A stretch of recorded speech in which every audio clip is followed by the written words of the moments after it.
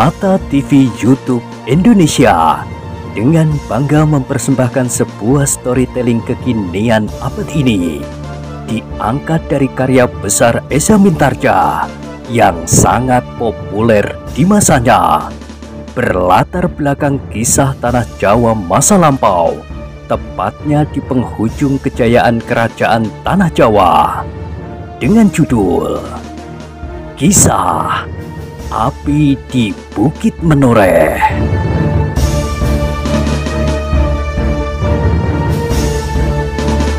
Pada kesempatan yang sangat baik ini, kita masuk pada episode yang ke-419. Selamat menikmati.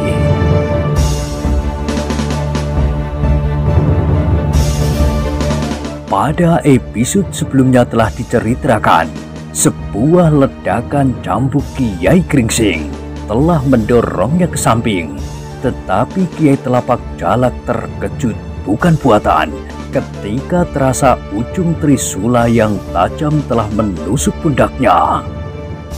Sambil menyeringai, Kiai Telapak Jalak memutar rantainya seperti baling-baling, tetapi cambuk Kiai Gringsing menyerangnya mendatar serendah lututnya, sehingga memaksa Kiai Telapak Jalak meloncat tinggi-tinggi.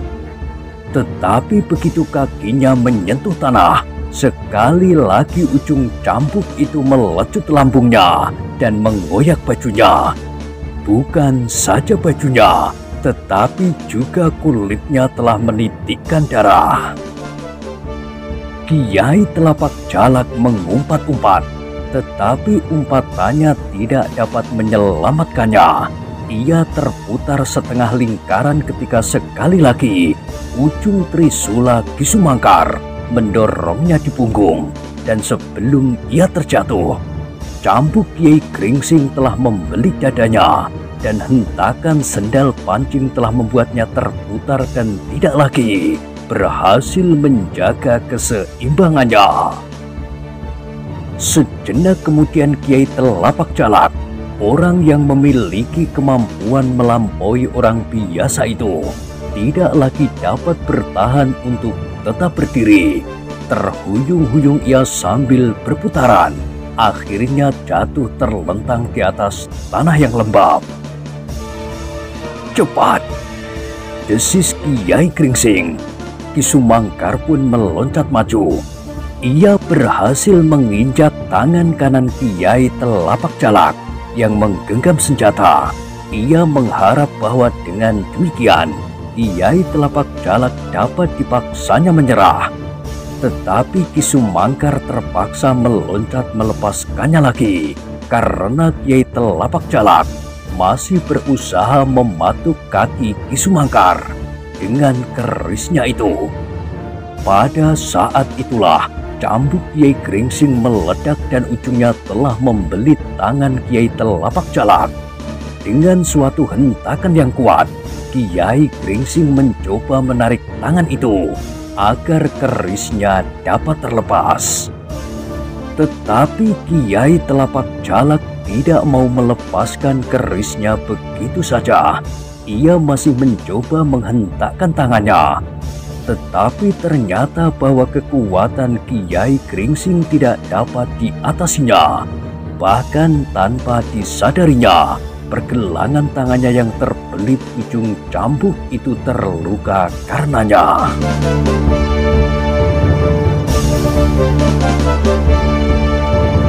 Meskipun demikian, Kiai Telapak Jalak tidak mau menyerah. Ia masih mencoba untuk menguasai dirinya. Dengan sekuat-kuat tenaganya, ia mendekapkan tangannya itu. Kemudian sekali ia berguling dan menyerang Kiai Gringsing dengan kakinya yang melenting dengan kerasnya. Kiai Gringsing tidak menyangka bahwa di dalam keadaan itu, Kiai Telapak Jalak masih mampu menyerangnya. Sehingga karena itu ia justru terperanjat karenanya. Ia tidak mendapat kesempatan untuk menarik cambuknya dan sudah tentu ia tidak ingin melepaskannya. Karena itu Sambil mengerahkan kekuatannya, ia menarik cambuknya itu. Ternyata kekuatan tarikan cambuk Kiai Gringsing justru telah memutar tubuh Kiai Telapak Jalak dan menolong untuk melenting dan tegak berdiri. Meskipun ia masih belum berhasil melepaskan pergelangan tangannya, namun dengan demikian ia mempunyai kesempatan yang lebih baik daripada apabila ia masih terbaring di tanah. Tanpa menghiraukan apapun juga, ia meloncat menyerang Kiai Gringsing dengan rantainya sekuat-kuat yang dapat dilakukannya.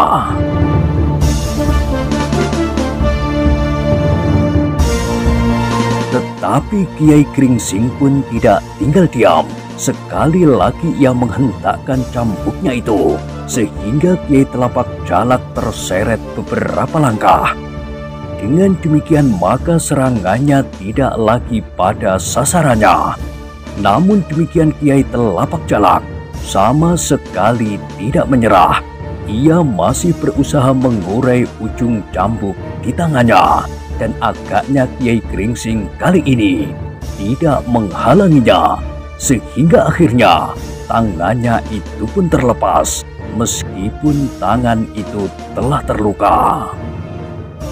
Tetapi Kiai Gringsing tidak membiarkannya. Begitu ujung cambuknya lepas, maka sekali lagi ujung cambuk itu meledak memekakkan telinga, dan sebuah jalur merah telah melekat di dada Kiai Telapak Jalak. Ki Sumangkar yang sejenak terpukau oleh peristiwa itu, tiba-tiba seperti tersadar dari lamunannya. Tiba-tiba saja ia melemparkan trisulannya, mematuk Kiai Telapak Jalak yang sedang kehilangan keseimbangan oleh sentuhan ujung cambuk Kiai Gringsing. Dengan demikian maka ia sama sekali tidak dapat menghindar lagi. Sekali lagi lambungnya tersobek oleh luka karena ujung senjata Ki Sumangkar. Kiai Telapak Jalak terdorong selangkah ke samping, tetapi ia masih tetap berdiri. Wajahnya menjadi merah padam, namun tidak terlintas sama sekali niatnya untuk menyerah. Ketika kedua serangan datang beruntun dari Ki Sumangkar dan Kiai Gringsing, maka Kiai Telapak Jalak sudah benar-benar tidak berdaya.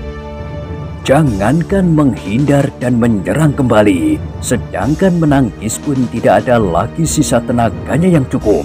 Karena itu, maka ia pun segera terhuyung-huyung, surut beberapa langkah ke belakang. Namun demikian tatapan matanya masih tetap membara.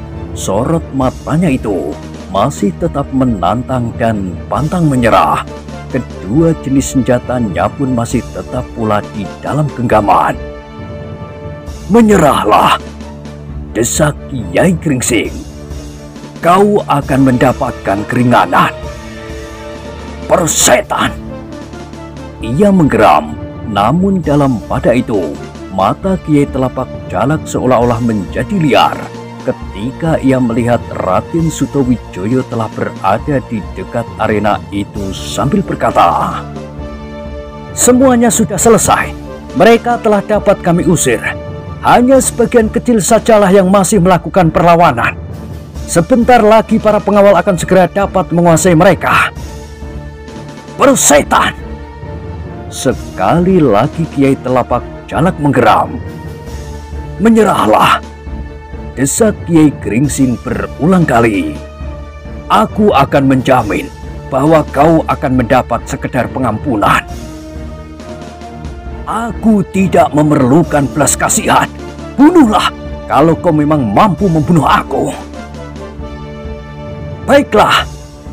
Sutowijoyo yang menyahut sambil menggertakkan gigi. "Aku tidak pernah meleset dari sasaran apabila aku melontarkan tombak pendekku ini." Tetapi ketika Sutowijoyo mengangkat tombaknya, Kiai Gringsing menggamitnya sambil berbisik, "Kita memerlukannya hidup-hidup." "Oh ya, barulah Sutowijoyo sadar betapa pentingnya Kiai Telapak Jalak itu. Sehingga karena itu, maka ia pun mengurungkan niatnya. "Ayo, cepat, lakukanlah Sutowijoyo!" tantang Kiai Telapak Jalak. "Jangan ragu-ragu, inilah aku, Kiai Telapak Jalak. Lontarkanlah tombak itu."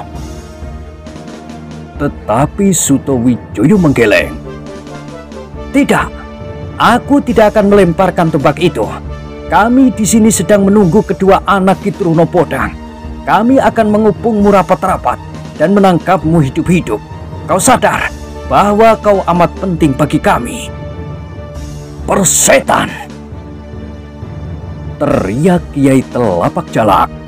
Dalam pada itu Agung Sedayu dan Suwandaru segera hadir pula di arena itu. Setelah orang-orang Kiai Telapak Jalak yang masih tersisa terusir dari medan, sedangkan yang lain jatuh sebagai korban atau luka-luka, sehingga mereka tidak dapat beringsut lagi dari tempatnya. "Nah, kita kepung orang ini rapat-rapat. Kita akan menangkapnya hidup-hidup."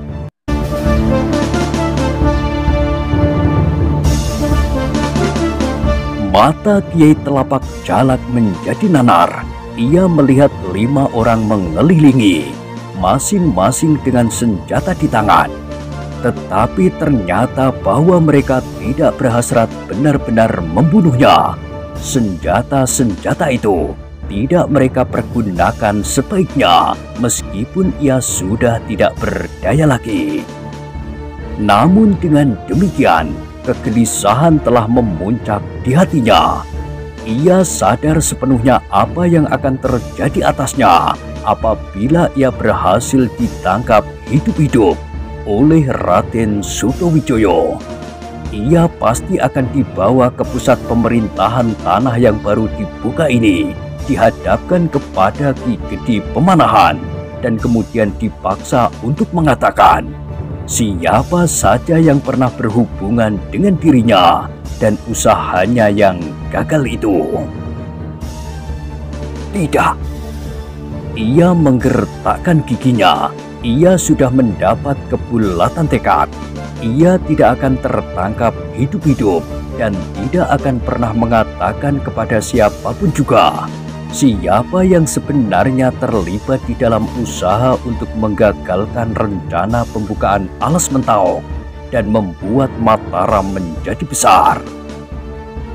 Tetapi adalah suatu kenyataan bahwa ia tidak akan dapat keluar dari kepungan kelima orang yang kini berdiri mengitarinya dengan senjata di tangan masing-masing. Dada Kiai Telapak Jalak menjadi semakin berdebar-debar ketika ia melihat kelima orang itu maju setapak demi setapak semakin dekat. Pada saatnya, mereka pasti akan meloncat menerkamnya dan mengikat kedua tangan di punggungnya. Sejenak Kiai Telapak Jalak masih berdiri terhuyung-huyung. Tangannya yang gemetar masih juga bergerak mengayun-ayun rantainya. Tetapi kekuatannya sama sekali sudah tidak berbahaya lagi bagi siapapun juga, apalagi bagi Kiai Gringsing dan Ki Sumangkar. Dalam keadaannya itu, masih juga terdengar Kiai Gringsing berkata, "Apakah kau masih tidak ingin menyerah?" Kiai Telapak Jalak memandanginya dan sekali lagi ia menggeram. "Persetan! Aku akan membunuh kalian berlima!" Belum lagi gema suaranya dihanyutkan angin, telah terdengar cambuk Kiai Gringsing meledak pula. Sekali lagi pergelangan tangan Kiai Telapak Jalak terbelit oleh ujung cambuk Kiai Gringsing. Namun dengan sisa-sisa tenaganya, Kiai Telapak Jalak masih juga tidak melepaskan kerisnya. Keris pusakanya yang selama ini selalu berhasil menyelesaikan persoalan yang paling sulit yang dihadapinya. Dalam pada itu, selagi tangan Kiai Telapak Jalak terbelit oleh ujung cambuk Kiai Gringsing, maka sekali lagi terdengar cambuk meledak. Cambuk Agung Sedayu yang membelit rantai di tangan kanan Kiai Telapak Jalak. Karena perhatiannya terpusat kepada kerisnya serta sisa-sisa tenaganya yang semakin susut, maka Kiai Telapak Jalak tidak dapat mempertahankan senjatanya itu. Rantai itu pun kemudian terlepas dari tangannya dan terlempar beberapa langkah daripadanya. Berbareng dengan itu, Ki Sumangkar pun meloncat maju. Tangannya telah terjulur ke tengkuk Kiai Telapak Jalak. Ia ingin membuat orang yang keras hati itu menjadi pingsan. Tetapi di dalam saat-saat terakhir itu, Kiai Telapak Jalak masih sempat menghindar. Tanpa diduga oleh Ki Sumangkar, Kiai Telapak Jalak masih sempat membungkukkan kepalanya. Justru pada saat Kiai Gringsing mencoba menarik tangannya. Dengan demikian maka Kiai Telapak Jalak itu pun terhentak beberapa langkah oleh tarikan cambuk Kiai Gringsing yang membelit pergelangannya. Kiai Telapak Jalak masih sempat menyadari keadaannya. Ia masih sempat melihat orang-orang yang berdiri di sekitarnya itu hampir bersamaan meloncat maju untuk menerkamnya. Karena itu, maka ia pun harus mengambil sikap terakhir untuk menghindarkan dirinya dari tangkapan orang-orang itu. Tetapi ia tidak lagi dapat berbuat sesuatu dengan kerisnya karena tangannya seakan-akan telah terikat dengan ujung cambuk Kiai Gringsing. Ia tidak dapat lagi mengayunkan keris itu meskipun masih tetap di dalam genggamannya. Namun demikian, begitu tangan-tangan mulai menyentuh tubuhnya, maka tanpa diduga-duga, Kiai Telapak Jalak telah menggoreskan pergelangan tangan kanannya pada ujung kerisnya sendiri. Goresan yang dalam dan dengan demikian telah memotong urat nadinya. Kiai Gringsing dan Ki Sumangkar terkejut bukan buatan. Sekali lagi, Kiai Gringsing mencoba menghentakkan ujung cambuknya, namun ia sudah terlambat. Ujung keris itu telah melukai tangan Kiai Telapak Jalak sendiri. Sejenak kelima orang yang mengitarinya itu berdiri termangu-mangu. Mereka melihat Kiai Telapak Jalak yang lemah itu kemudian berjongkok sambil menyeringai menahan sakit di tubuhnya. Kalian tidak akan dapat menangkap aku hidup-hidup. Ia masih berdesis, tetapi suaranya telah hampir tidak terdengar lagi.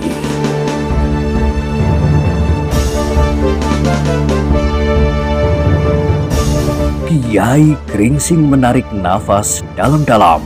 Ia masih sanggup mengobati luka-luka di tubuh Kiai Telapak Jalak. Tetapi racun keris itu akan bekerja sangat cepat di tubuh pemiliknya. Apalagi Kiai Gringsing yakin bahwa Kiai Telapak Jalak pasti tidak akan bersedia untuk menelan obat yang dapat mengurangi kekerasan kerja racun itu. Terlebih-lebih lagi, tubuh Kiai Telapak Jalak sudah terlampau lemah oleh luka-lukanya dan darahnya yang mengalir tidak henti-hentinya. Namun sejenak kemudian, darahnya seakan-akan telah membeku. Titik-titik darah dari luka-lukanya semakin sendat mengalir. Namun dengan demikian tubuh itu pun menjadi semakin tidak berdaya. Dan akhirnya Suto Wijoyo dan orang-orang yang mengelilingi Kiai Telapak Jalak itu melihat orang yang keras hati itu pun terjatuh dan tidak akan bangkit untuk selama-lamanya. Kiai Telapak Jalak meninggal oleh kerisnya sendiri. Namun demikian, kelima orang yang berdiri di sekelilingnya masih juga menundukkan kepalanya. Ternyata Kiai Telapak Jalak benar-benar seorang yang keras hati. Namun sayang bahwa ia telah mengeraskan hatinya di dalam kesesatannya. Orang-orang yang berdiri di sekitar Kiai Telapak Jalak yang sudah meninggal itu seakan-akan tersadar dari angan-angan mereka. Ketika mereka mendengar sorak di arena, ternyata orang-orang Kiai Telapak Jalak yang terakhir telah melarikan dirinya, meninggalkan kawan-kawannya yang terluka dan terbunuh di peperangan itu. Suto Wijoyo menarik nafas dalam-dalam. Kematian Kiai Telapak Jalak dan Kiai Damar merupakan satu langkah maju bagi usahanya untuk membuka Alas Mentau. Tetapi kematian kedua orang itu ternyata mendekap rahasia yang masih tersimpan di balik pepohonan yang lebat di hutan Mentau. Suto Wijoyo berpendapat bahwa pasti masih ada orang-orang lain yang terlibat di dalam gerombolan mereka. Pasti bukan sekedar Kiai Damar dan Kiai Telapak Jalak. Jalan pikiran orang-orang yang berada di sekeliling Kiai Telapak Jalak yang sudah terbujur di tanah itu ternyata tidak jauh berbeda. Mereka telah membayangkan sesosok tubuh yang diliputi oleh rahasia. Dan orang yang penuh rahasia itu pasti berhubungan atau malahan berada di Istana Pajang. Dan tiba-tiba saja angan-angan Agung Sedayu bergeser kepada kakaknya, Untara, yang menurut pendengarannya kini berada di daerah yang langsung dapat membayangi perkembangan Alas Mentau. Tetapi pasti bukan Kakang Untara. Agung Sedayu menggertakkan giginya rapat-rapat. Ia seorang prajurit, seorang senopati yang memiliki prajurit segelar sepapan. Meskipun ia mendapat perintah untuk membayangi daerah yang baru berkembang ini, namun tentu ia akan mempergunakan cara seorang prajurit, bukan cara yang licik dengan bermain hantu-hantuan.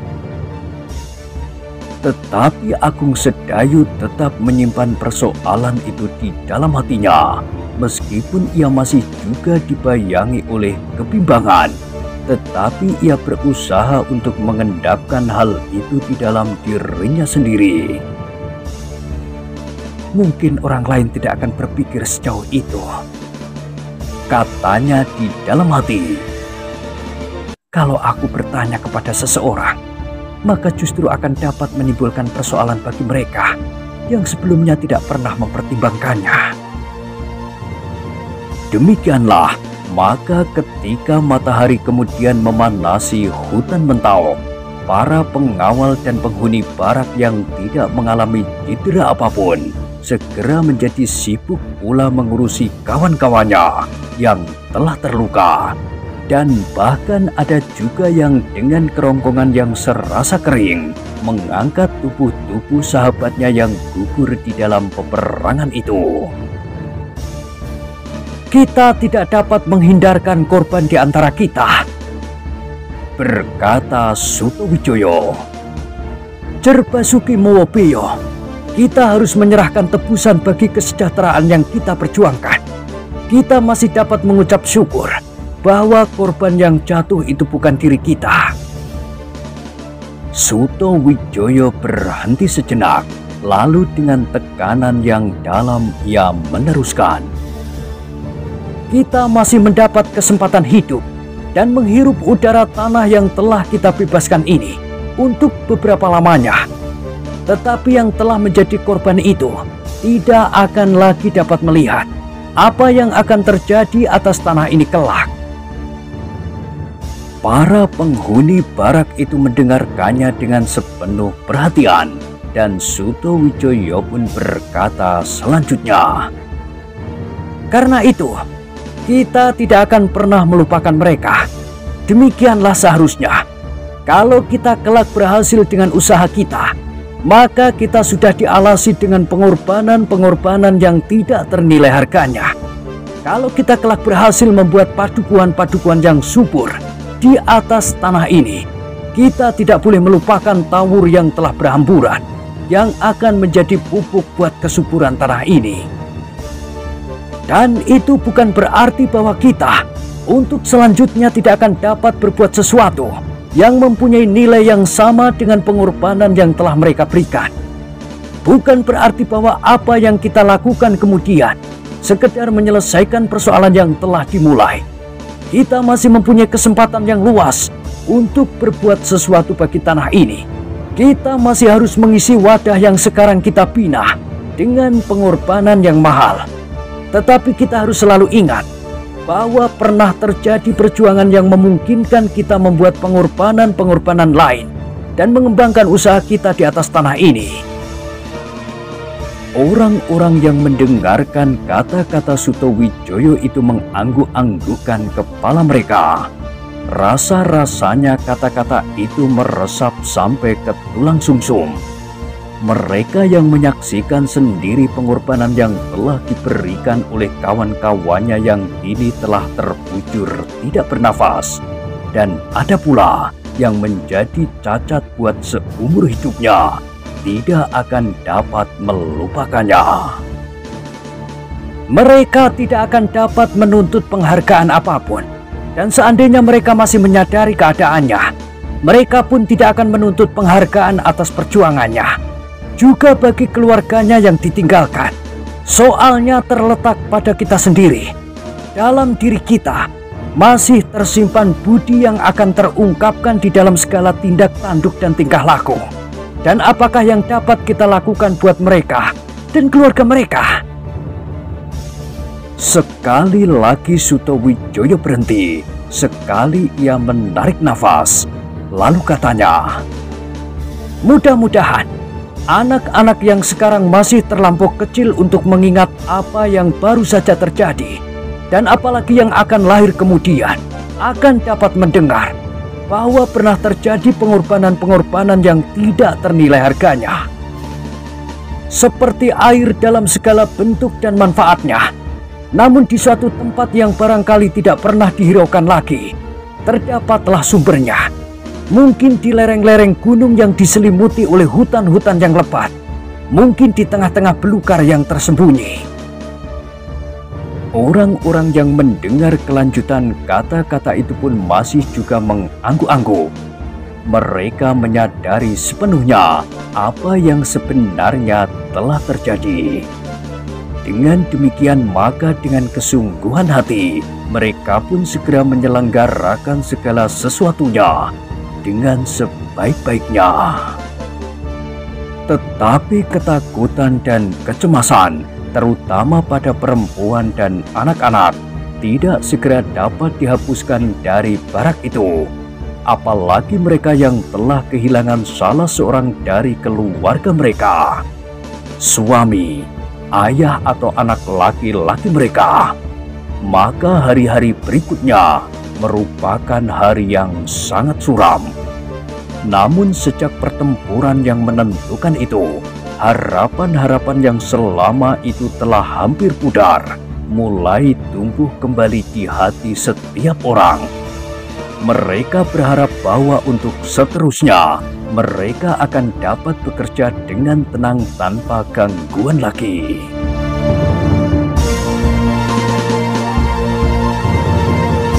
Dalam pada itu Sutowijoyo pun telah memerintahkan 3 orang pengawal untuk pergi ke pusat pemerintahan Mataram, mengambil beberapa buah pedati dan beberapa orang pengawal untuk mengambil orang-orang Kiai Damar dan Kiai Telapak Jalak yang tertawan, menyerah dan luka-luka. Mereka akan dibawa untuk mendapatkan pemeriksaan yang lebih seksama, sehingga memungkinkan Mataram mengambil sikap yang sebaik-baiknya terhadap daerah yang telah terbuka. Sutowijoyo pun telah memerintahkan beberapa orang pengawal lewat ketiga orang pengawalnya yang pergi ke Mataram untuk menenteramkan daerah-daerah lain yang mengalami keadaan serupa. Daerah-daerah yang sedang dibuka tetapi terhenti karena gangguan hantu-hantu. Para pengawal itu harus dapat menjelaskan keadaan yang sebenarnya yang telah terjadi. Mereka harus memberitahukan dan meyakinkan bahwa pemimpin-pemimpin dari hantu-hantuan itu telah terbunuh. Sehingga dengan demikian, maka usaha pembukaan hutan Mentauk itu akan menjadi lancar kembali. Setelah semuanya tersedia, pedati-pedati dan kelengkapannya, beberapa orang pengawal yang cukup kuat, Suto Wijoyo pun minta diri kepada orang-orang yang tinggal di barak itu. Ternyata kalian adalah orang-orang yang mampu menjaga diri sendiri. Aku percaya bahwa kalian akan tetap menjadi pengawal kerja kalian sendiri. Selain itu, beberapa pengawalku telah aku tinggalkan di sini di bawah pimpinan Wonokerti. Mereka akan memimpin kalian di dalam olah kanuragan.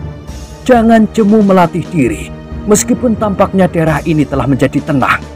Tetapi siapa tahu bahwa akan datang lagi gangguan-gangguan yang sengaja ingin merintangi usaha kalian.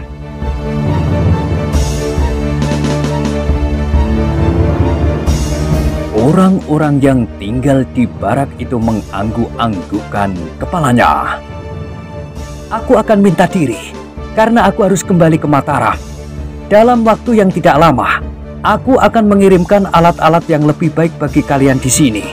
Dan di samping itu, aku juga akan memberikan senjata yang baik buat kalian. Orang-orang itu masih juga mengangguk-anggukkan kepalanya. Sejenak Suto Wijoyo terdiam. Dipandanginya orang-orang yang berkumpul di halaman itu. Laki-laki, perempuan, dan kanak-kanak. Dan di ujung dilihatnya Kiai Gringsing, Ki Sumangkar, Agung Sedayu, dan Swandaru berdiri di samping beberapa orang pengawal. Suto Wijoyo menarik nafas dalam-dalam. Bukan baru sekali ini dukun tua itu berbuat sesuatu untuk ketentraman hati sesama. Di Sangkal Putung ia telah berbuat sesuatu pula, bahkan hampir menentukan bahwa kekuatan macan kepatihan dapat dikalahkannya, meskipun di antara mereka terdapat Ki Sumangkar yang kini berada pula di situ, tetapi dalam kedudukan yang berlawanan. Hancurnya padepokan Tambak Wedi sehingga Sidanti kehilangan pangkal berpijak dan terpaksa kembali ke Menoreh. Tetapi kedatangannya di kampung halamannya sama sekali tidak menumbuhkan kemanfaatan. Justru sebaliknya, di Menoreh itu pun dukun tua itu hadir dan berbuat banyak sekali. Tanpa dukun tua itu, penyelesaian atas tanah perdikan Menoreh pasti akan mengalami banyak sekali perbedaan dengan apa yang terjadi sekarang. Kini di dalam kesulitan yang hampir menggagalkan usahanya membuka tanah garapan baru di Alas Mentauk, Kiai Gringsing dan kedua muridnya telah hadir pula. Suatu perbuatan yang terpuji, desis Suto Wijoyo di dalam hati. Benar-benar tanpa pamrih. Tetapi Suto Wijoyo tidak dapat berangan-angan terlampau lama. Orang-orang yang berkumpul di halaman itu masih berada di tempatnya dan mereka masih menunggu apakah yang akan dikatakan selanjutnya. Dan Suto Wijoyo itu pun berkata, "Aku akan segera meninggalkan tempat ini. Aku akan membawa semua tawanan dan mengajak Ki Trunopoda bersama kawannya dan anak-anaknya bersama kami menghadap Ayahanda Ki Gede Pemanahan." Semua orang dengan serta-merta berpaling kepada Kiai Gringsing yang mengerutkan keningnya. Sejenak dipandanginya wajah Ki Sumangkar, namun kemudian ia berkata, "Maaf Raden, Sebenarnya kami senang sekali mendapatkan kesempatan itu. Kami memang ingin melihat dan apalagi menghadap Ki Gede Pemenahan. Tetapi sayang sekali bahwa kami tidak dapat melakukannya sekarang. Kami masih mempunyai suatu kepentingan pribadi yang tidak dapat kami tunda lagi. Suto Wijoyo mengerutkan keningnya. Teringat juga padanya saat-saat Kiai Gringsing menghindari pertemuan dengan Ki Gede Pemanahan di Sangkal Putung. Karena itu, justru timbullah keinginannya untuk mengetahui apakah sebabnya Kiai Gringsing tidak bersedia menghadap ayahandanya, Ki Gede Pemanahan.